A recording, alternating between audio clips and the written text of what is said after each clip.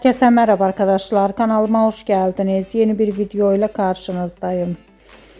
Türkiye'nin güzel oyuncusu Demet Özdemir ve karizmatik oyuncumuz Çağatay Ulusoy'un çekildiği Eşref Rüya dizisinin setinden yeni görüntüler geldi. Ben de bu görüntüleri sizler için YouTube kanalımda video halinde sunuyorum. Umarım beğenirsiniz. Arkadaşlar, videomu beğendiyseniz kanalımı izlemeyi ve bildirim butonuna basmayı unutmayın. Şimdilik benden bu kadar olsun. Yeni videomuzda görüşmek üzere. Hoşça kalın.